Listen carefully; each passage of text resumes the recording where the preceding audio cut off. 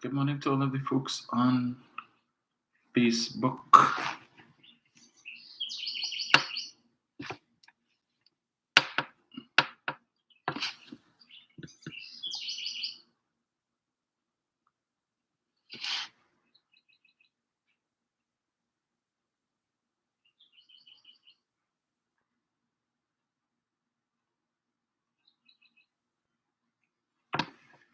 My comments this morning.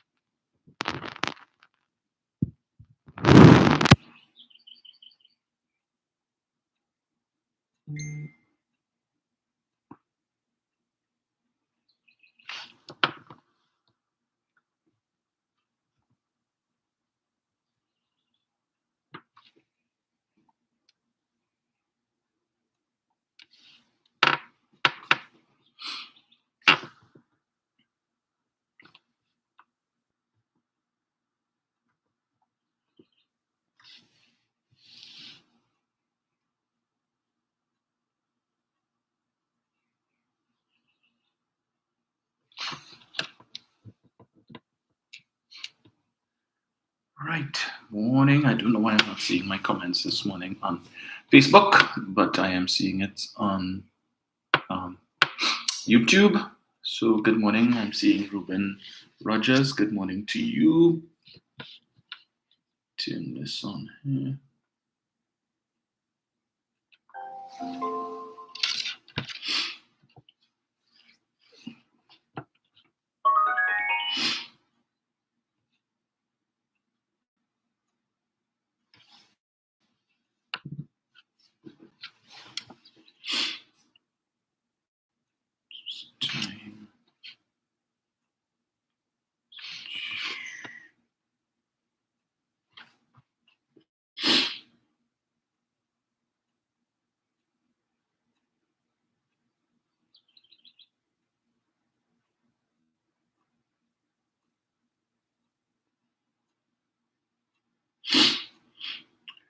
Dwayne Peters, good morning. So the folks on Facebook, forgive me, but I'm not seeing my comments coming up, so I don't know what's going on there. But yeah. So can't really shout out anybody. I don't know why this is doing this to me this morning, but anyway. Where are the folks on YouTube?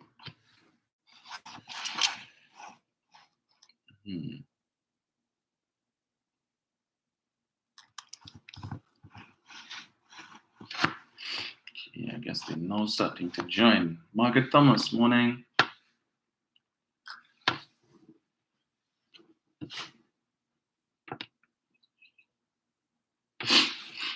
Or is it that you noticed didn't go out that we were continuing our live from Sunday, which cut off unceremoniously.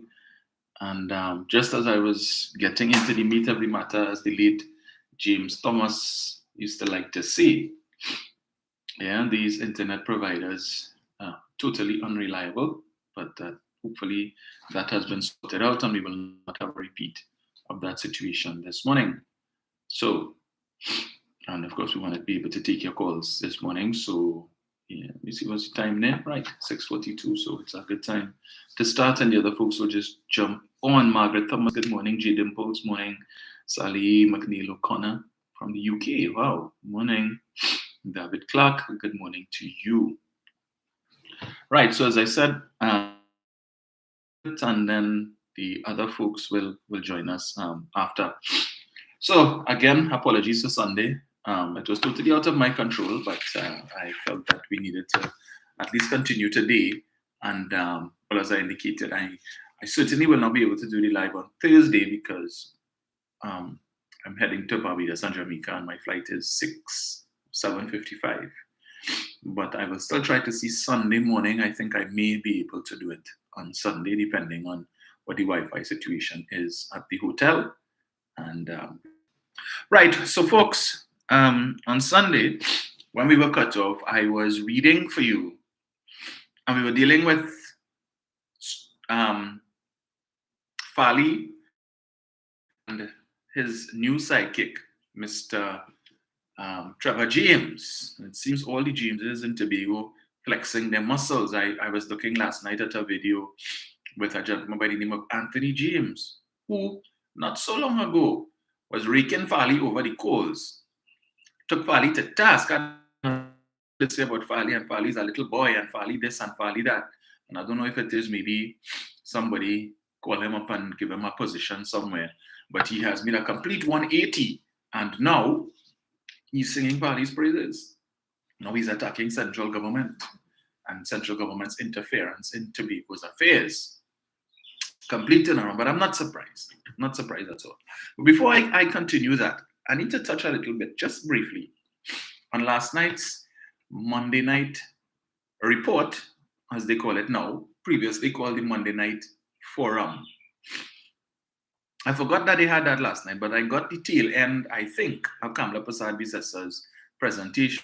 And I say I think the tail end, because by the time I tuned in, she was almost done. But as I would have pointed out before, within recent times, Mrs. Prasad-Bissasa's speeches are getting shorter and shorter and shorter. So it may be when I'll try and revisit her page today, because they usually post it, her entire presentation, to see if I got the tail end, or if it was all I missed was the salutations, and I would have gotten the substance of her presentation, which would not have been very long.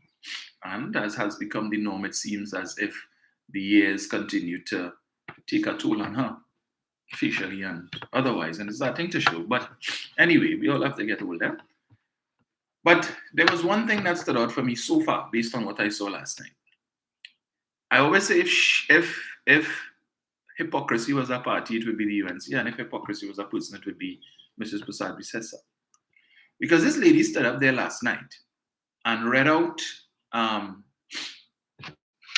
would have read out a list of the names of attorneys and what legal fees they would have received over the last 8 years under the PNM administration. Apparently, Anand Ram Logan's lackey, Ravi Balgobin Maharaj, the man that he uses every time that he needs to sue the state or get information from the state, he always uses Ravi Balgobin Maharaj. And so he used Ravi to file a Freedom of Information request to get information with respect to all the legal fees that has been paid to, so-called PNM attorneys. But in total. And Mrs. Prasad-Bissessa came last night, first of all, praising Ravi Balgobin Maharaj for that wonderful information that he got for the party. And then she started to read out attorneys' names and how much money they got in legal fees, who get 10 million, who get 5 million, who get 20-something million. And she referenced it against a couple of the names of persons who would have gotten silk yesterday. Among them, the president's husband and the president's brother.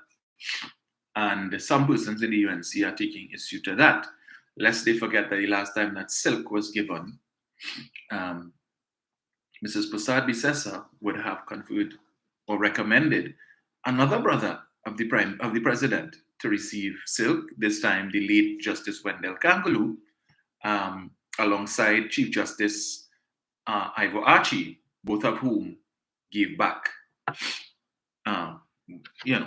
after some consideration and some thought about the propriety of what was being done, and they saw it for what it was, an attempt for her to sanitize the decision to give herself an Anand Ram Logan silk, and she sought to throw in these two accomplished and illustrious gentlemen in the mix to try and, make it look good and so on. But both of them gave it back. But back then, the supporters of the UNC had no issue with a brother of Christine Kangaloo receiving silk. But they have a problem with a brother receiving silk yesterday. Okay, not surprised. But in listening to Mrs. Prasad Bisesa read out all of these lawyers' names and how much legal fees they got, in a time when these people are lamenting the state of crime in the country, and you find it appropriate to read out the names of these attorneys and how much money they get, how much legal fees they received. And Mrs. Prasad says I think that is appropriate. So first of all, you're putting up these guys, and the criminals, if you the criminals don't read, if you don't listen, when it is that becomes a headline. And in fact, an article, she was reading from an article that was published in one of the dailies. So apparently when they got this information from the Attorney General's office, they saw it fit to send a copy to the media so that it could be it could become a headline story.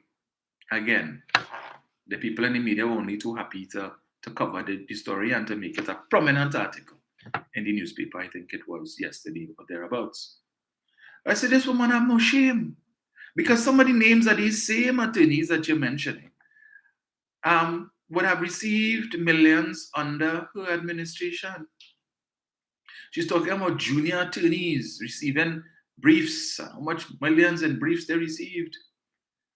But Mrs. Prasad Bisasa seemed to forget that there was a very detailed report in The Guardian in the lead up to the 2015 general election, which spoke to the issue of legal fees and situations where junior attorneys, in some cases, attorneys who just came out of law school, never see some of them, the only time they saw the inside of a courtroom was when they were called to the bar, have zero experience in presenting before a judge, but were receiving $1 million briefs, having come out of law school 2-3 months prior, and these briefs are being paid within days of the invoices being submitted, something that previously had been unheard of.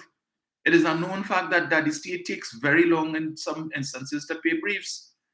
In fact, when Anand Ram Logan came in, we recall, all of a sudden he received a windfall of briefs that was owed to him by the state from donkey years. But it is the Office of the Attorney General that is responsible for paying these briefs.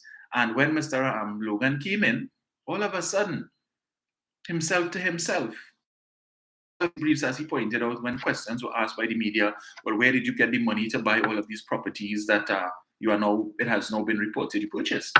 The 2 properties that he purchased in Maraval, and other properties. And he said, well, the state owed him a lot of money, quite a few briefs which he received. So I'm going to pay myself. Okay? I'm here for 5 years at least. I'm going to pay myself whatever I am owed. But this woman continued to call out names and she's focusing millions. And this one, 10 million, 23 million. And she's stressing on the million. I say to myself, wow, you for real, Mrs. Prasad Bisasa? You didn't know how many millions and how much a million is when you were Prime Minister and you were paying out millions to some of these same attorneys. You weren't concerned. You weren't concerned then. But you're concerned now. How much millions and who gets silk? And she called out, I can't remember which attorney it was. And she said that this person received how much it was, boy? 14 million. And now they receive silk. So you know what that means? Now, double. They're going to get 28 million. And she knows that very well as being silk. She singled out the brother of the president, called out the name of the law firm that he works for, to say that law firm over the last 8 years got 23 million. And now that the president's brother is senior counsel, well, you know what's going to happen? When I get 46 million. And I'm thinking, so he is the whole law firm? All of the briefs that were paid to that particular law firm only went to the brother of the president, who at the time wasn't president.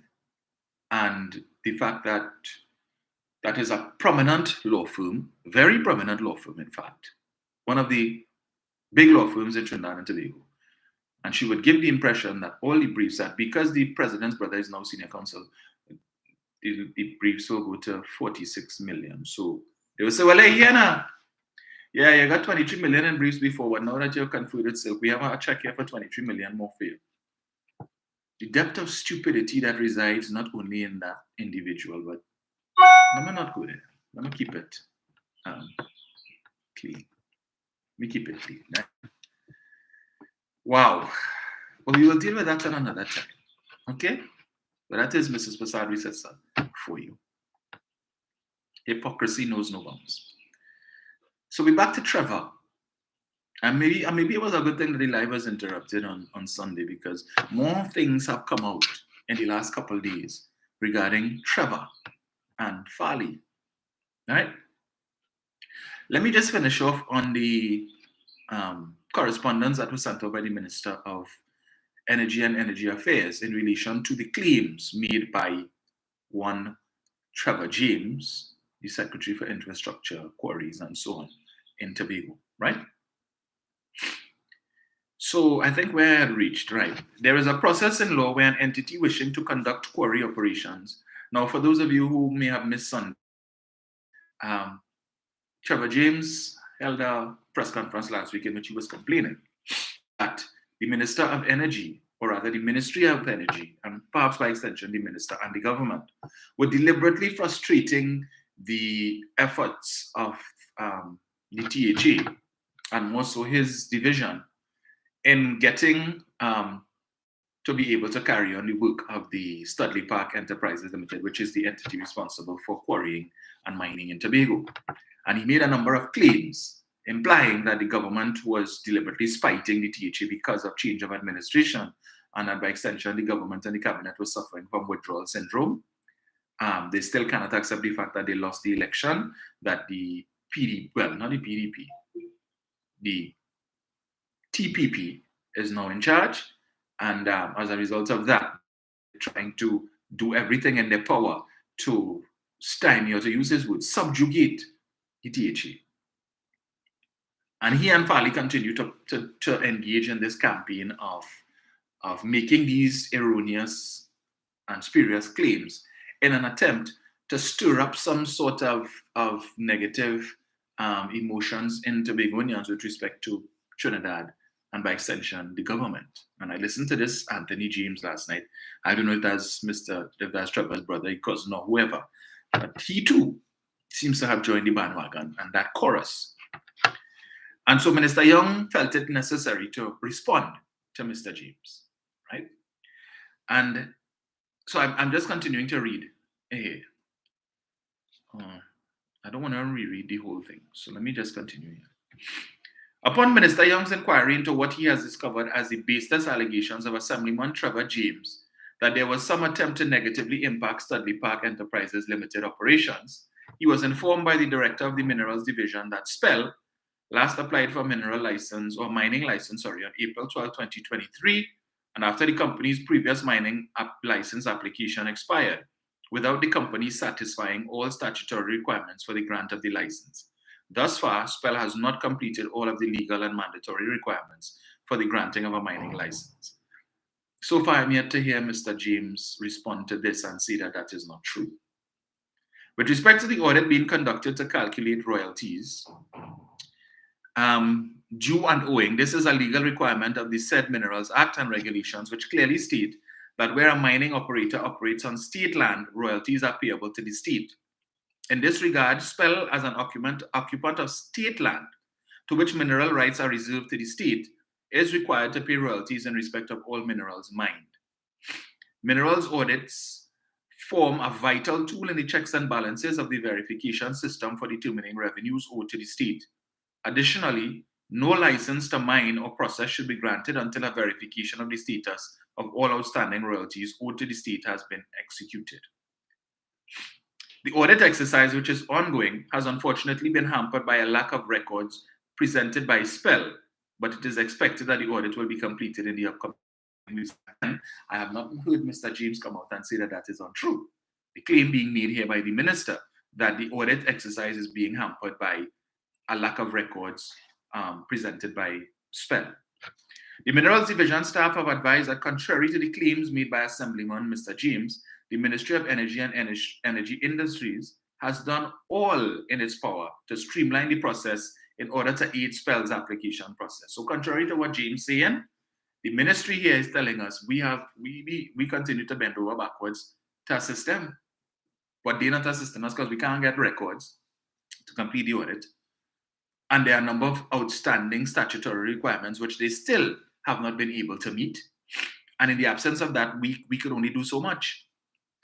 Because if it is we bend and say, well, all right, we will get them a blind and we will overlook this and overlook that. It means that when it is that you have other quarries, right, that come to have their license renewed, and they find themselves in a situation where they are missing certain statutory data to them and we are not getting this stuff.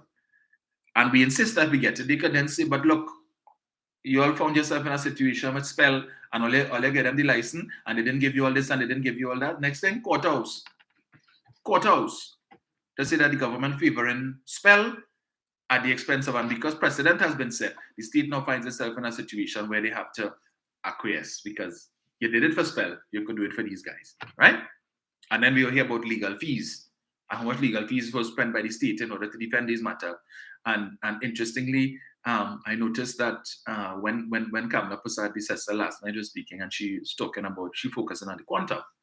Jayanti Lakshmi Senator, UNC Senator Jayanti Lakshmi on her Facebook page, she posted up the article earlier on in the day, and the caption was, the quantum of fees is not the issue. It is the success rate that is the issue. So while her leader trying to focus and create a story out of the total value or the quantum of legal fees, Jayanti saying that's not important. If it's $1 billion, $2 billion, that's not important. These legal fees are justified. What the issue is the success rate of these attorneys in successfully arguing these cases on behalf of the state. So Jayanti don't have a problem with the quantum. I wonder why.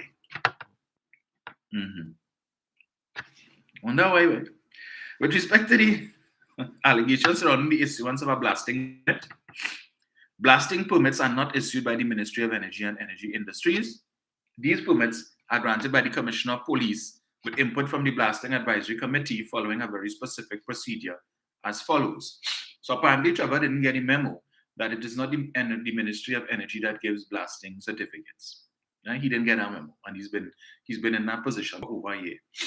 Speaking of him being in that position for over a year, remind me, folks, didn't Farley Augustine say late last year that early in 2023, as early as January, he was going to conduct a reshuffle of the THA because he recognized that some secretaries may not be ideally suited for where they are, and perhaps in some cases, the competencies of some secretaries could be better utilized in other divisions, and that he was going to conduct this reshuffle. We're in May. When is that reshuffle going to happen? Because last I checked, it didn't. All of the secretaries are still in the same positions that they were in before. But then again, that is Saltfish Valley. Yeah? Take what he says with a pound of salt. Yeah.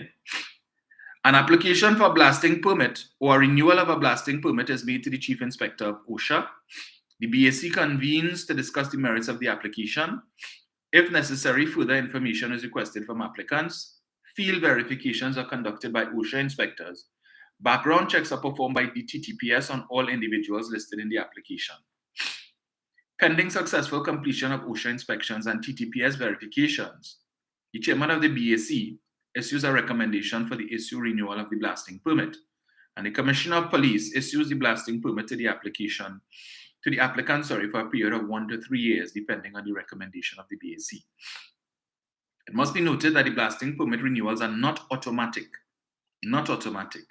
but must conform to a rigorous series of checks and balances designed with national security and public safety in mind. Additionally, this system is not unique to Spell, but is the procedure that all applicants from Trinidad and Tobago must follow. Having regard to the above, Minister Young records his disappointment with respect to the public commentary of Assemblyman Trevor James, and he advises that the laws of the Republic of Trinidad and Tobago are applicable to Spell and its operations.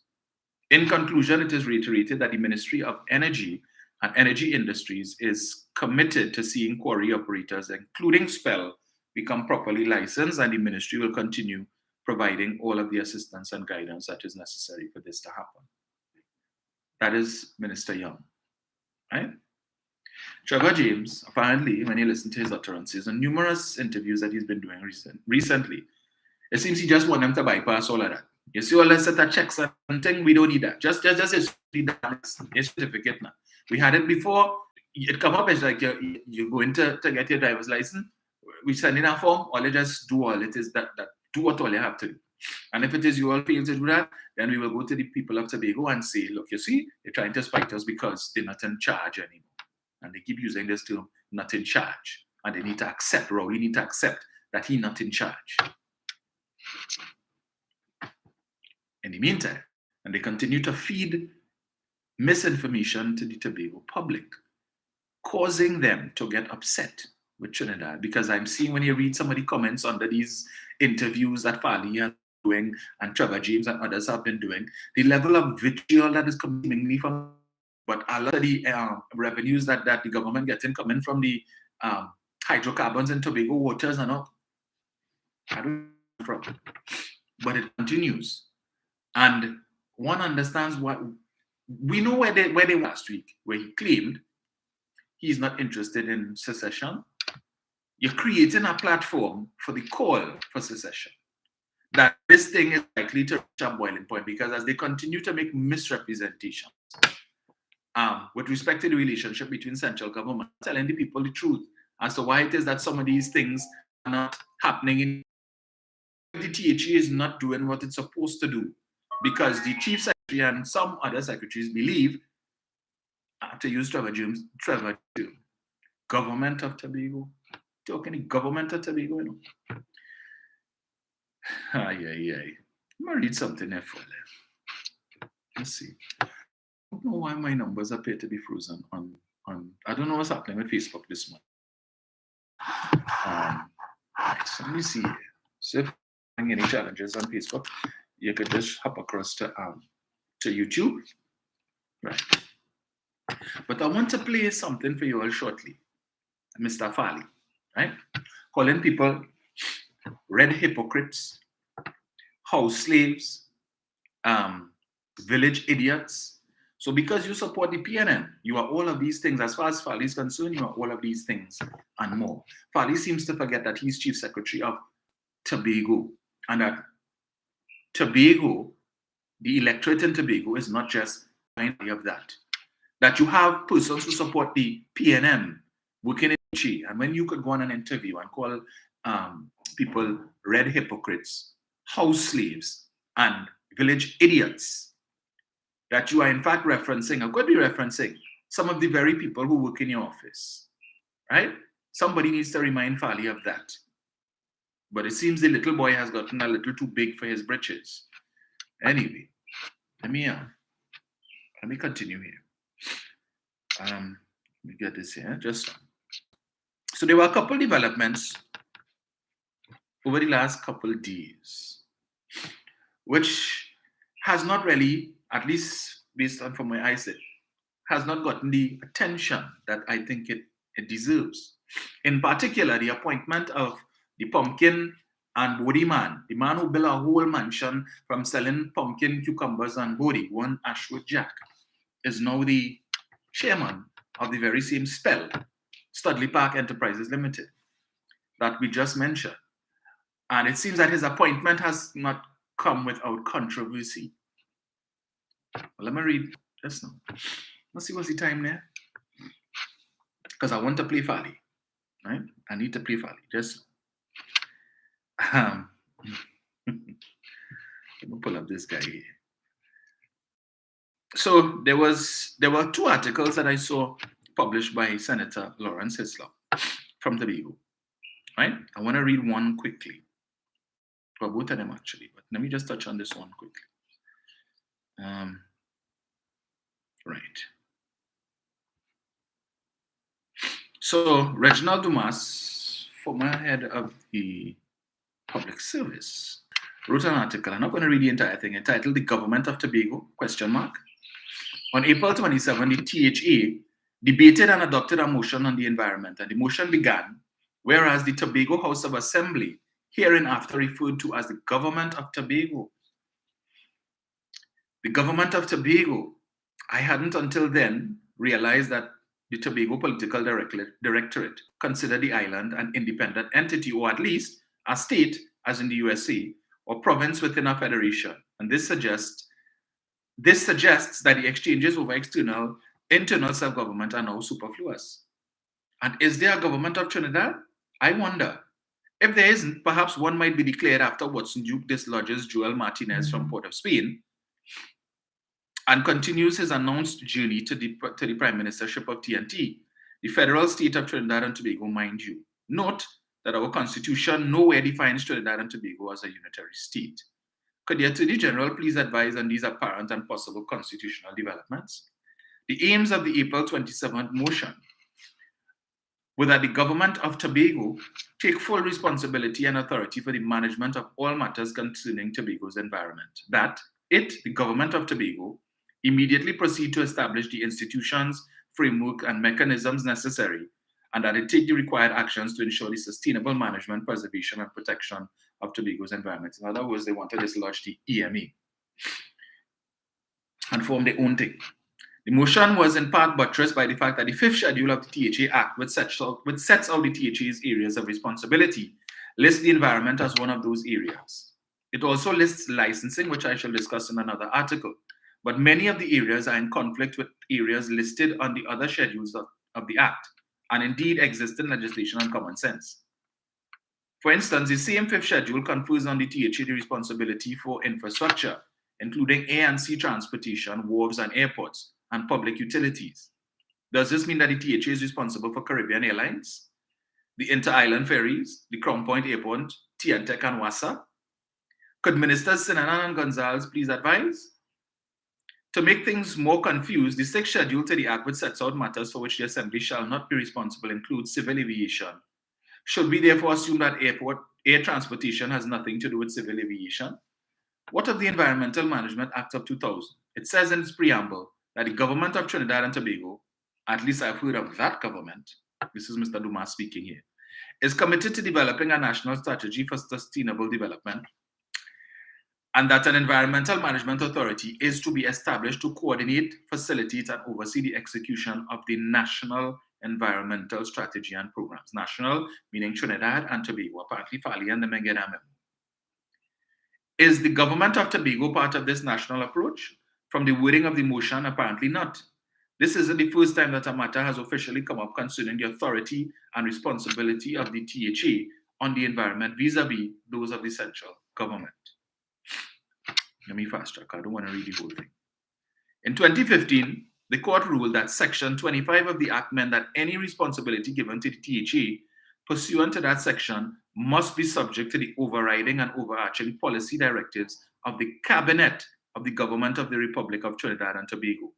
That the section gave the THA responsibility to implement policies consistent with that of the government in instances where the government already had a policy in place, and that the section did not give the THA responsibility to formulate and or implement policy in respect of matters set out in the fifth schedule, which might frustrate or hamper the implementation of government policy.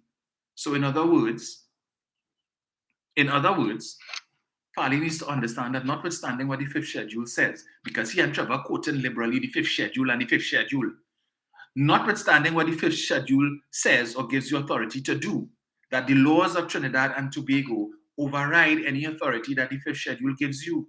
So you cannot come and formulate policies that is in contradiction to the laws of Trinidad and Tobago, which is still the name of the country. So you still have to consult with the cabinet, with the relevant ministers before you could come and implement any policy that runs contrary to the law. That is why you have two representatives from Tobago sitting in the parliament, so that they too can represent Tobago's views with respect to the creation of legislation.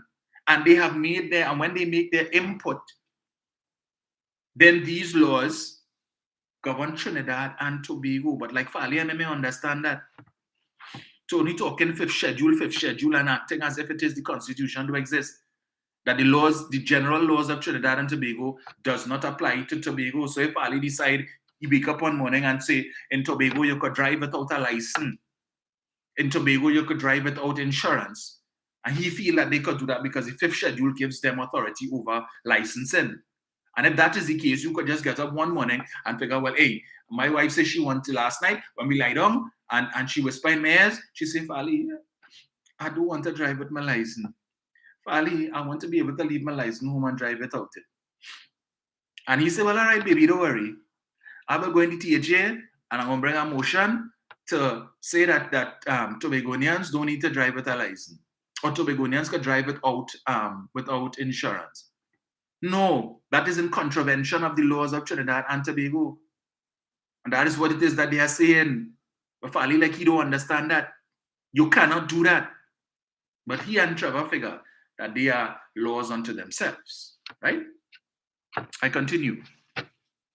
And tell me, how does a motion adopted by the government of Tobago, a body which has absolutely no lawmaking powers, indeed, which so far as I know doesn't legally exist at all, override legislation passed by the National Parliament of TNT and interpreted by a TNT court? Will the government of Tobago approach the courts for a new interpretation of the THA Act?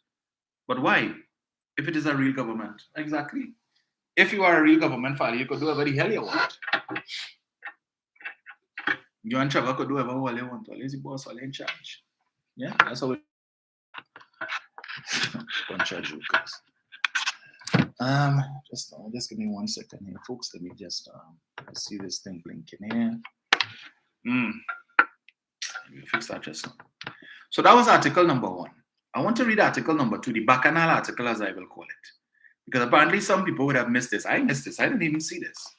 Where Mr. Trevor James has appointed Ashwood Jack to lead the spell.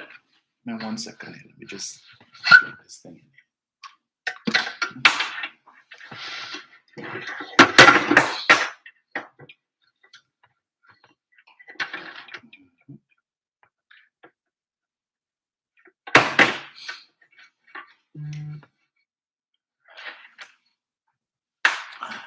Just bear with me here, folks. Just 1 second. This thing, if it's not one thing, it's another.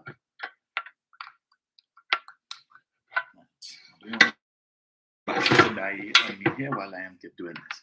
Right. Article number 2. I don't know how many of you all would have seen it. It is entitled Jack in, Walker out. THA Secretary clears the air on Studley Park.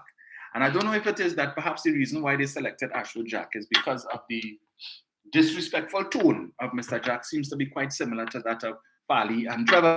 That's clear. I'm not thinking what you're doing at this moment. 1 second. Okay, right. So we should be good there.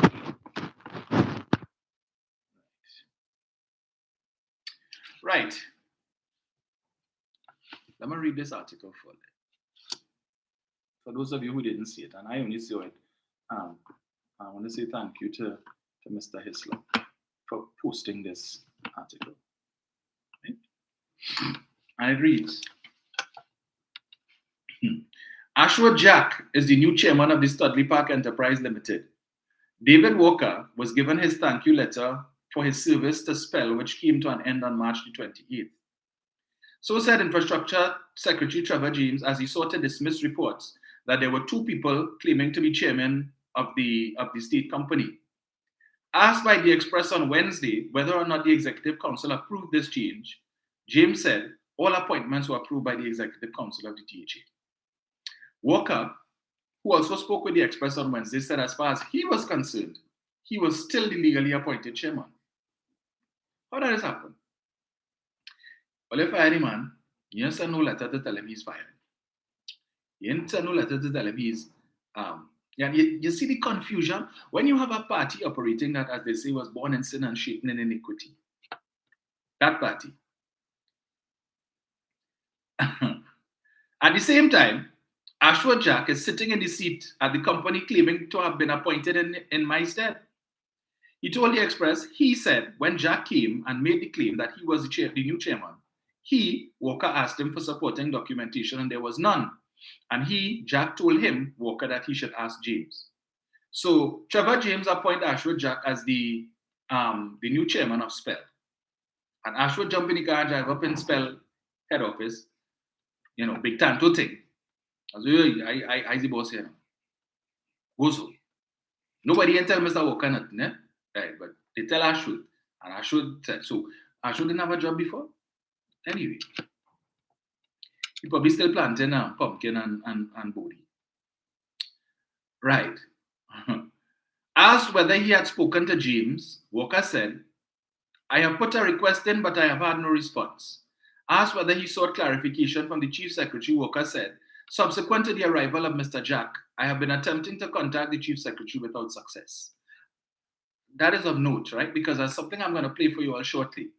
At that interview with Ali complaining about how when you send in correspondence, central government and they taking you on and whatnot. But you hear this guy, who is the chairman, not the chairman of SPEL, anyway, is saying that he has been reaching out to Valley to find out what is going on. Am I or am I not the chairman?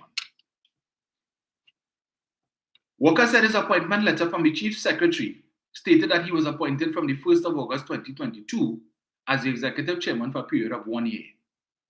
So clearly, that has not expired. I have not been notified of any dismissal. What I have received is a letter from the Secretary of Infrastructure saying that, in his view, I was only appointed to finish the term that was started by his brother Winford James. So Trevor James is arguing that I was only there to serve the balance of the term of his brother, which would mean that my term of office would expire with everyone else on the board. That makes absolutely no sense for two reasons. One, the first reason is that the document Trevor James signed specifically sets out the term of 1 year with no other conditions. So it didn't say that you are being appointed for 1 year to replace my brother Winford James, who we had to remove because certain people found it inappropriate that I appointed my brother as the vice chairman or the deputy chairman of SPEL, right? That nepotism apparently do apply in Tobago. So we just move him and put him on the next board, but we gave him a blind. Okay? So rush him out. The first reason is that, right. So he says that Trevor James, the document Trevor James signed sets out the term of 1 year with no other conditions. And you can have a copy of that. He's telling the media that. The second issue is that he is claiming that he appointed me to replace his brother. Well, the fatal flaw in that argument is that his brother was never executive chairman. His brother was deputy chairman, Walker said. In response to questions, Walker said he was not at the company performing the functions of chairman at the moment because of the impasse. So there's an impasse. Because these gentlemen apparently don't understand how things work and how you're supposed to do these things, right? I have avoided going into the company because I do not want any physical confrontation. So in other words, he don't want Ashwood to cuff him down. Or he don't want Ashwood to pull his gun. And we know Ashwood has a gun, right? I remember. Right. Anyway. He said he had been away from Tobago for a few days, and when he returned to his home last Thursday, April 27th, to find the company vehicle, a Kia Sorento, had been removed from his private property, allegedly on the instructions of Jack. He claimed that he found a letter from Jack asking that he return the vehicle by a certain date or else the police would be contacted. Walker said he had no indication from the police in Tobago that he gave Mr. Jack any advice that he could venture onto my property to collect the vehicle. So he's saying, you only call the police say, well, we never give any advice to Jack not to do nothing. So we don't know who he sent, how he gets onto your property to take your vehicle. Right? If they send a wrecker, open your gate, and whatever. But that happened. You see the bacchanal taking place there? There's a proper way to do these things, proper way for a handover. But look at, because when you are born into confusion, or born out of confusion, these things tend to happen. Right? I continue.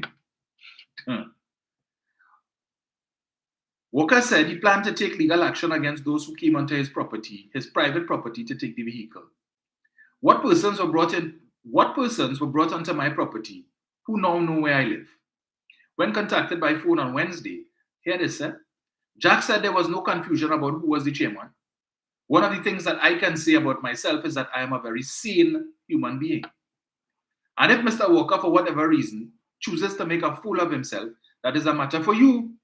I cannot appoint myself to a board. There's absolutely no confusion. The life of the last board, the entire board, came to an end on March 20th, 2023. So I cannot help it if Mr. Walker believes that he's still the chairman of the board. Asked if he had an instrument of appointment, Jack said, Madam, I am the chairman of the Studley Park, okay? If you have a problem with that, raise it with the secretary with responsibility, Mr. Trevor James, who is the person that all these questions should be directed to. I cannot speak on my own behalf in this matter. You see the attitude? Told that the Express had been informed by Walker that he did not produce any documentation confirming his appointment, Jack said. Mr. Walker can say what the hell he wants. But like I said, the competent authority to deal with this matter is Trevor James. Asked about the vehicle being removed from Walker's property, Jack said, nobody can take back a car that doesn't belong to you. And he added that if someone has a letter stating that the life of the board was ended, he cannot continue to hold on to the company property. Mr. Walker is the only board member who is insisting unilaterally that he is not leaving, Jack said. I don't have the time and energy to get involved in no confusion. And he said he was sure that the Secretary of Infrastructure would be more happy to deal with these matters. As I should. Yeah? The pumpkin and body man. Now appointed chairman of SPEL. Executive chairman of SPEL. Position created by Farley and them. You know? Yeah. Executive chairman. I think on the debunking page, if you check it, you will see the salary that he is collecting for this new position as the chairman, executive chairman of SPEL. See all of the perks and so on that he's collecting. Yeah, so that is the full-time work now. What he was doing before, seriously. Okay, well maybe he was still a farmer up until now, so he was available to take up this executive chairman position. For how long? I don't know. But that is the latest bacchanal that is brewing in Tobago. Let me get to Chief Secretary Farley. Let me put this on here. Right? That disrespectful. Anyway, let me not go there. Let me keep it clean. One more thing I wanted to touch on quickly before I get to Farley, right? I forgot to mention that. And listening last night to the Monday night forum, I see where the Miss Leader of the opposition indicated that she has drafted a letter that she's going to send to the Prime Minister of Barbados, calling on the Prime Minister of Barbados to hold a public inquiry into what happened with respect to this whole Brent Thomas issue, right? So now she's dictating the pace of the Asian government and the Prime Minister that she wants to write a letter. So she's writing a letter to Mia Mottley, the Attorney General of Barbados, the Minister of National Security in Trinidad, and she's demanding a public inquiry into this whole affair in which a citizen of Trinidad and Tobago was abducted, because she wants to know how the Barbados TTPS could just look up a man. The Barbados TTPS, right? You know, she said that. The Barbados TTPS. So apparently Barbados has a Trinidad and Tobago police service. Yeah. So she wanted to know how the Barbados TTPS could just lock up a man just so, and she's calling on Mia Mottley to hold a public inquiry. You paying for that? Madam? Huh? You paying for that, for this public inquiry? So when Mia decide to hold a public inquiry, what she supposed to do after? Send a bill? Send the bill to who? You or to Keith? You see, anyway. Yeah. Maybe she expects this public inquiry to last for 2 years and she expects that in 2025 she's going to come back in as Prime Minister, and therefore she will accept the bill for this public inquiry for Mia, right? This Bayesian dollar bill, where $2 and $3 and something, 1 TT. Yeah, you funding that inquiry, and Kamla, because you still have the checkbook to the Treasury. We'll see how that plays out. Mia should put you in your damn place, fast and out of place. But anyway, let me get to Brother Farley, right? So last week, Farley Augustine did an interview on Tobago updates. I want to play some of that for you all this morning, right? Just turn this down here. Let's see if I get it. Before I do that, let me just play this for you from last night, right? I found this to be so hilarious. It's either Rudolph Monilal is colorblind or he in love with the PNM. I'll play this for you. This one. Hey, when I saw this, I had no choice but to laugh. That's now, folks. Let me turn this off here. Don't worry, I'll be opening the lines in a little bit to take your calls. So, well, not lines. We're still on one line for the time being. But that situation also would be rectified shortly.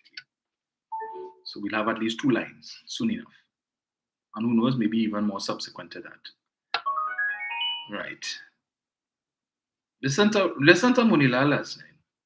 The officers, activists assembled in your hundreds tonight at Faizabad. Give yourselves a round of applause. I'm extremely heartened when I look and I see a sea of red in front of me. Heartened when I look and I see a sea of red in front of me. Heartened when I look and I see a sea of red in front of me, representing one of the most vibrant UNC constituencies in Trinidad and Tobago, the people of Faizabad. Well, all right. Faizabad gone red. Man say he's heartened to see a sea of red, you know. A sea of red. As I say, it's either he colorblind or he gone red too. It's like, you know, the writing is on the wall. You look out and you see a sea of yellow, or maybe he didn't learn his primary colors when he was in primary school, right, or kindergarten. You see, so heartened to see a sea of red.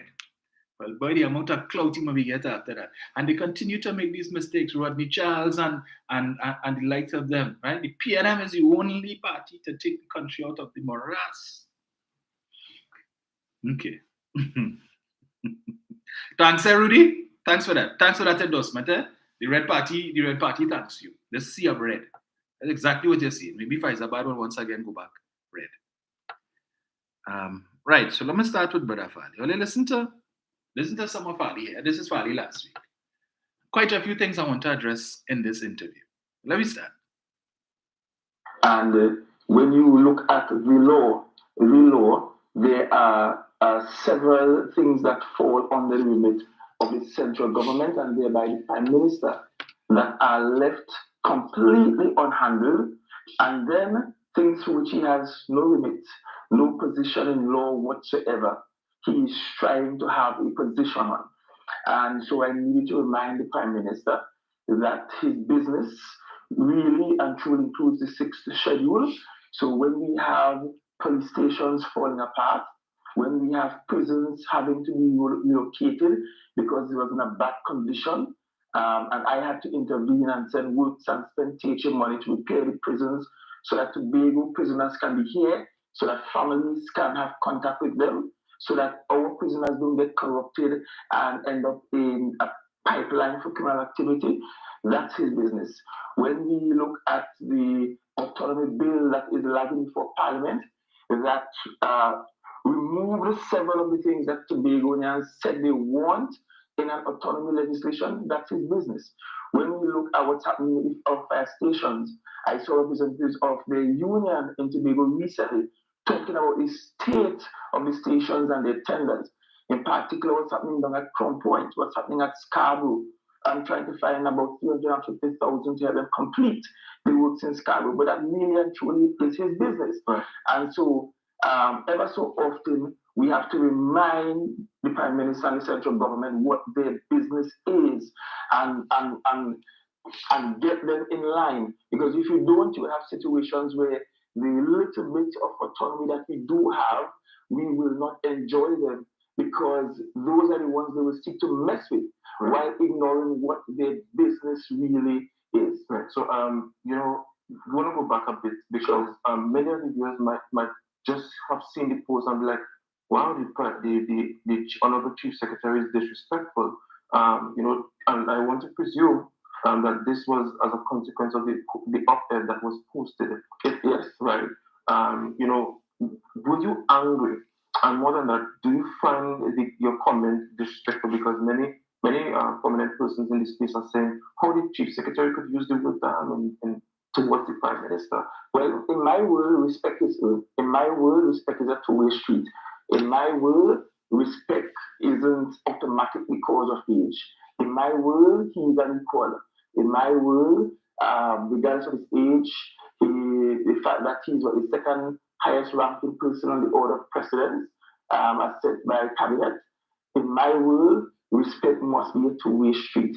And if sometimes if you don't train your lamb-like character for a lion, people will walk all over you. And what I see is a great deal of hypocrisy pervading this space. Hypocrisy in that hypocrisy in that we have had instances where former Chief Secretary, PNM Chief Secretary, will lash out against UNC Prime Minister and UN and what they call People's Partnership for coming to Tobago to give out hampers, for giving out food cards in Tobago, to doing social programs in Tobago. There's even on the record from a chief at London saying to the Prime Minister that she has no authority to call an election in Tobago. And yet we have a bunch of red hypocrites running around in typical sycophantic style, encouraging the trampling upon Act 40 of 1996. That cannot be allowed, and sometimes you have to forcefully push people back in line and remind them of what their business really is so that they can even focus on the task at hand. And I do that respectfully, and some of you disrespectfully. But as I said, respect is a two-way street that goes both ways. Thank you very much. Thank you very much. All right, so Chief, Trinidad and Tobago has been regarded as a twin island. We are under one republic. However, conversations of building an autonomous Tobago has always been in this space. So my question is, do you support, the call for secession from Trinidad and Tobago? Do you think that Tobago can stand on its own as an autonomous island? Well, country will, if it becomes autonomous. Well, I have never been a proponent of secession. And he has never been a proponent of secession. Really? Okay. I continue. Have a twin island republic with devolution of powers. This is nothing new. There is no magic to it. It exists elsewhere within the Commonwealth. In St. Kitts Nevis, they have a federation, for example. In the United Kingdom, they have broad sweeping devolution powers. So even as we speak, Scotland is part of the United Kingdom, but Scotland can pass its own laws. Scotland can set its own taxation policies. Scotland can hold a referendum if it wants to determine whether it wants to actually secede or not. Scotland has these broad sweeping powers while they remain a part of the United Kingdom. And outside of the Commonwealth, you have federations existing. You have other examples of how powers can be devolved from the center to outlying regions. So that doesn't in any way challenge the notion of there being a twin island republic.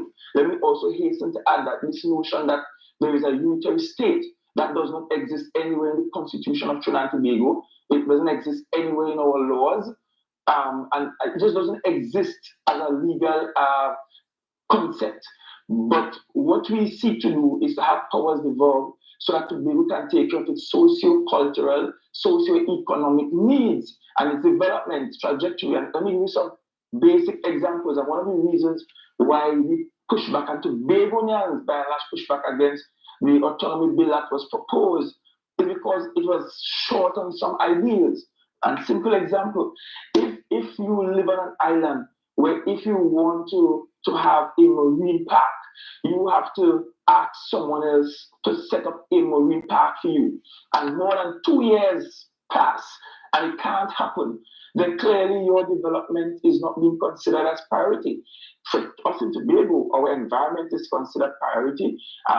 It's part of our tourism product, it's part of our industry, and so we need to have established legislation so we can manage marine parks around the island. But since 2020 November, we sent a bill down to Parliament for them to consider it. We are now in 2023, and it has not even been considered to the point where it reached the Parliament floor for debate. And the point is, Tobago's development continues to be stymied by virtue of the fact that we really and truly do not have the kind of autonomy to make the moves we want to make. And we have to be sure when we are getting the autonomy that we are getting what Tobago needs for its socio-cultural, socio-economic development.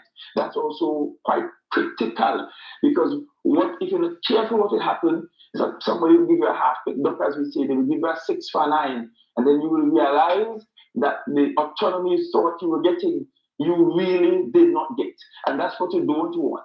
And that's why many in the space have made an argument about defining Tobago in the bill, defining Tobago waters in the bill, ensuring that Tobago has legislative authority over some of the waters that exist around the island, was sufficient enough so that You want powers with respect to Tobago waters, right?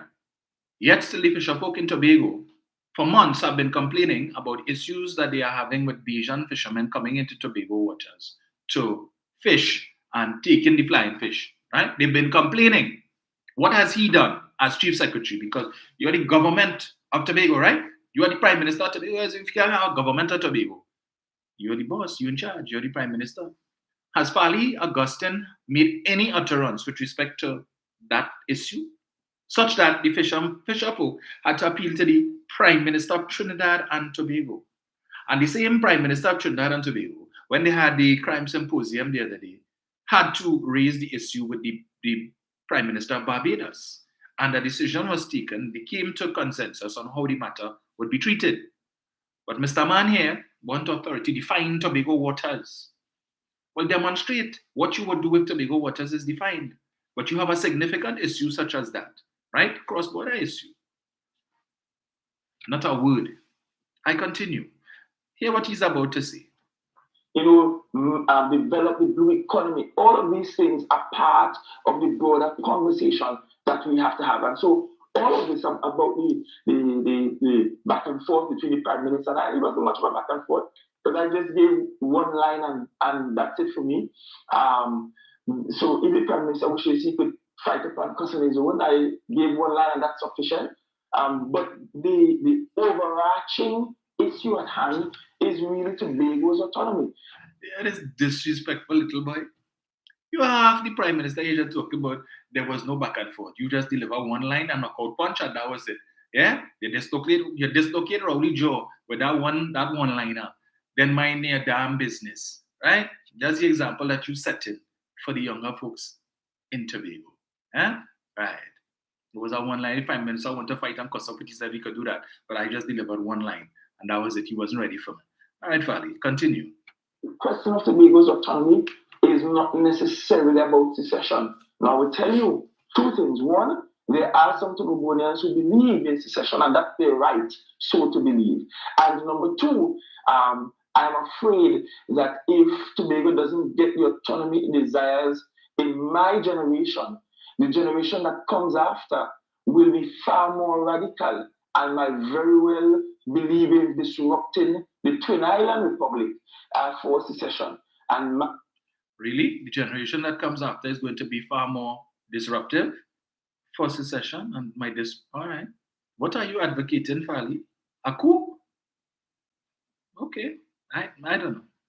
Strongest advice would be let us get that internal self-government arrangement right so that we can prevent future generations from wanting something much more radical than my generation desires. All right, Chief. And in this space, I don't think much people are aware of how all legislative bodies work. So when they hear about, secession and building an autonomous Tobago, they view it as, Trinidad is our central government. That's where Tobago get their money from. If we are to, quote unquote, pathways from Trinidad, where are we getting our money from? So the question now in this space is, what resources does Tobago have? Like, what as an island can we produce? What do we have already existing that in the event we do